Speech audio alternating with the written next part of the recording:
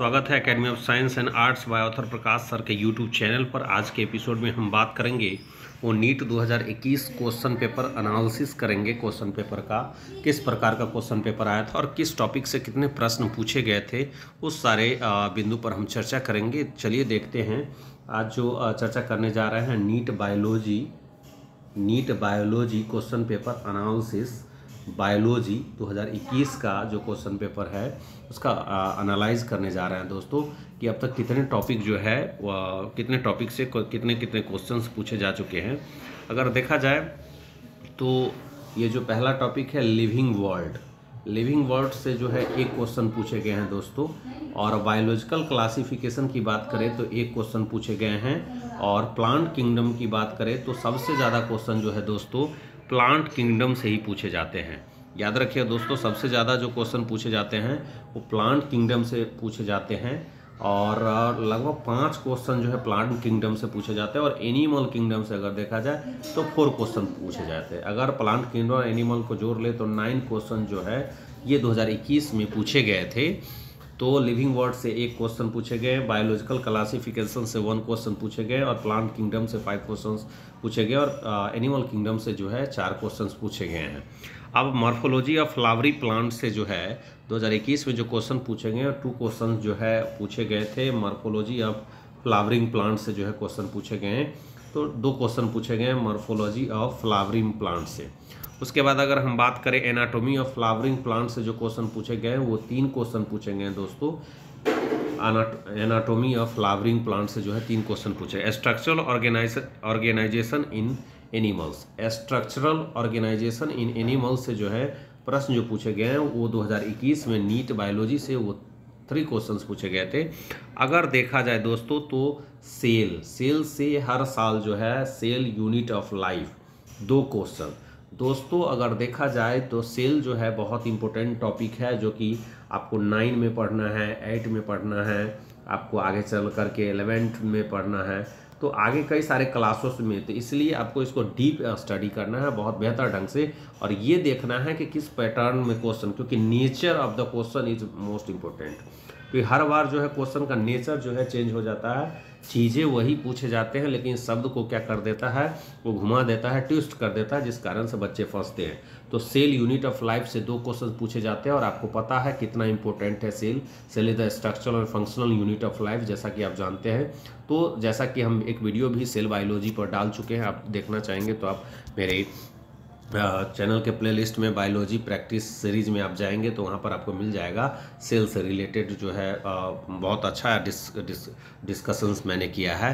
तो यहाँ पर सेल जो यूनिट ऑफ लाइफ से 2 क्वेश्चन पूछे जाते हैं। तो कहने का मतलब सेल टॉपिक अगर आप 8 में अच्छे से पढ़ लेते हैं, 9 में अच्छे से पढ़ लेते हैं, अगर 11-12 में भी अच्छे से पढ़ लेते हैं, तो आपको हमें लगता है कि अगर जिसका एकेडमिक बहुत अच्छे से, जिसने NCERT को अच्छे से किया है, उसे नीट निकालने में कोई बहुत ज़्यादा परेशानी नहीं होने वाला है। थोड़ा सा एडवांस स्टडी करने की ज़रूरत होती है। अब आप आगे चर्चा करते हैं बायोमोलिकुल्स। यहाँ पर एक चीज़ समझना है कि ये बायोमोलिकुल्स जो है बायोकेमिस्ट्री से रिलेटेड टॉपिक है। यहाँ पर 3 क्वेश्चन जो है 2021 में पूछे गए।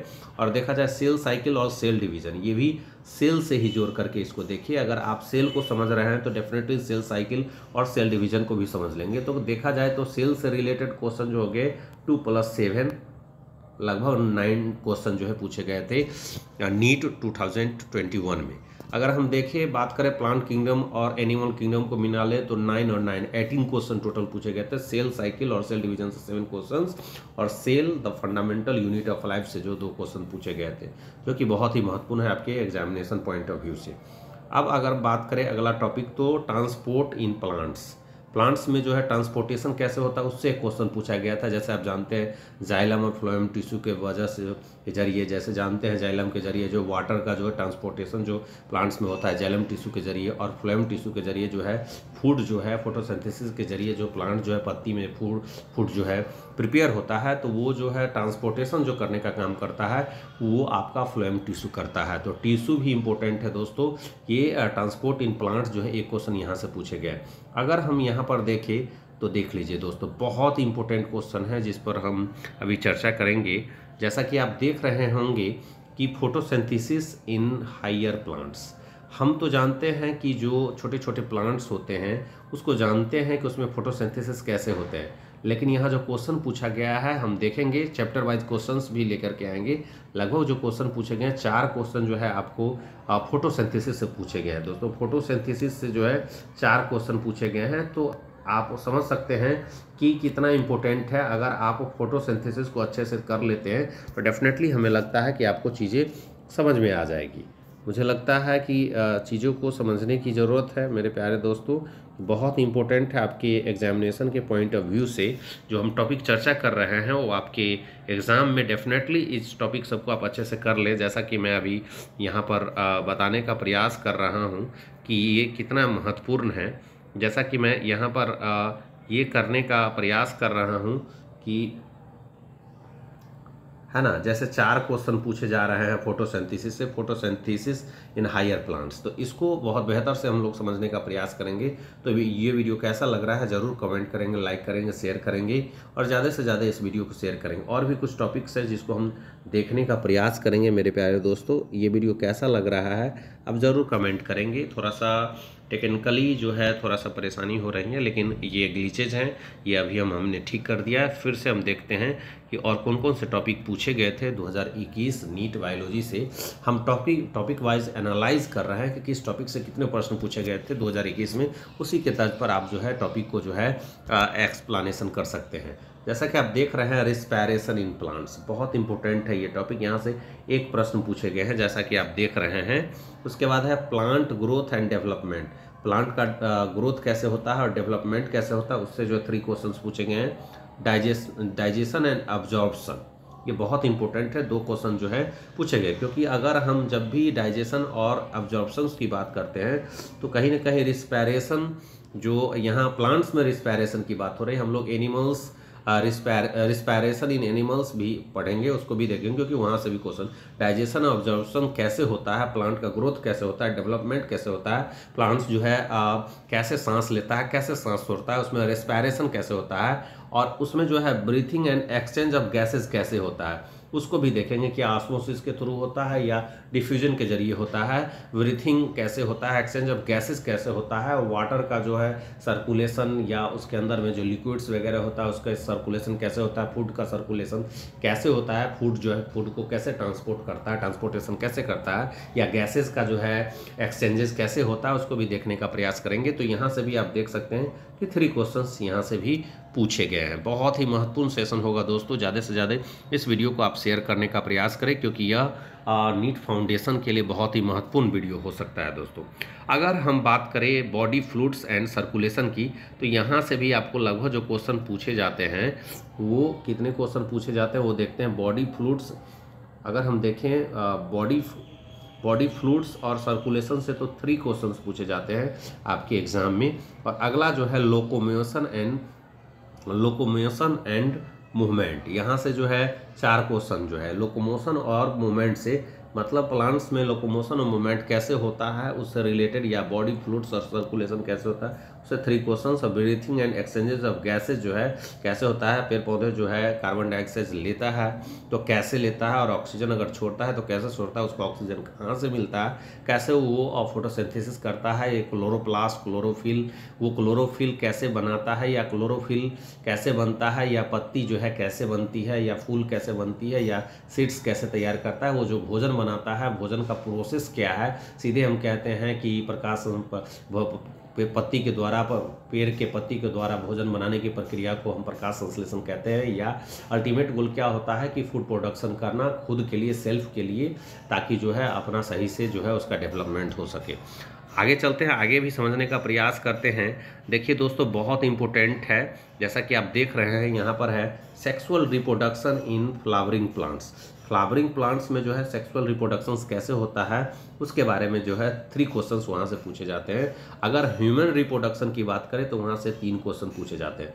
दोस्तों ऐसा नहीं है कि रिप्रोडक्शन सिर्फ और सिर्फ जो है एनिमल्स में ही पढ़ना है, आपको एनिमल्स से रिलेटेड जो है फ्लावरिंग प्लांट में जो सेक्सुअल रिप्रोडक्शन होता है वो 3 क्वेश्चन, मतलब रिप्रोडक्शन से लगभग 6 क्वेश्चन पूछे जाते हैं। और एक जो है वो फ्लावरिंग प्लांट्स में सेक्सुअल रिप्रोडक्शन कैसे होता है उससे रिलेटेड 3 क्वेश्चन पूछे जाते हैं, 3 क्वेश्चंस पूछे जाते हैं, और ह्यूमन रिप्रोडक्शन से भी 3 क्वेश्चन पूछे जाते हैं। अगर हम देखने का प्रयास करें, रिप्रोडक्टिव हेल्थ की बात करते हैं, तो रिप्रोडक्टिव हेल्थ जो है वो वहाँ से 3 अंक के प्रश्न पूछे गए थे 2021 में नीट में बायोलॉजी से, तो उसको भी देखेंगे। ये रिप्रोडक्टिव हेल्थ क्या है, इससे रिलेटेड जो है कौन कौन से डिजीज वगैरह जो होते हैं, जितने भी इलनेस वगैरह होते हैं, उस डिजीज को भी हम समझने का प्रयास करेंगे। इसको हम केयर कैसे करें और इसका जो प्रिवेंशन कैसे होगा, उस प्रिवेंशन को हम समझने का प्रयास करेंगे। या कौन कौन से डिजीज होते हैं जो बहुत ही खतरनाक होते हैं, कम्युनिकेबल डिजीज होते हैं। रिप्रोडक्टिव हेल्थ जो है बहुत महत्वपूर्ण है। आजकल लोगों को रिप्रोडक्टिव हेल्थ के बारे में जानकारी नहीं है, और डेफिनेटली जो है ये जो टॉपिक है बहुत ही शानदार टॉपिक, और यहाँ से जो है डेफिनेटली आपको जो क्वेश्चन पूछे जाएंगे वो रिप्रोडक्टिव हेल्थ से जो लगभग आपको जो क्वेश्चन पूछे जाएंगे वो 3 अंक के क्वेश्चन पूछे गए हैं। अब आगे हम देखने का प्रयास करते हैं प्रिंसिपल। अगर हम आगे देखें तो principles of inheritance and variation, तो यहाँ से आपको जो है कितने क्वेश्चन पूछे गए हैं, तो यहाँ से 2 क्वेश्चन पूछे गए हैं।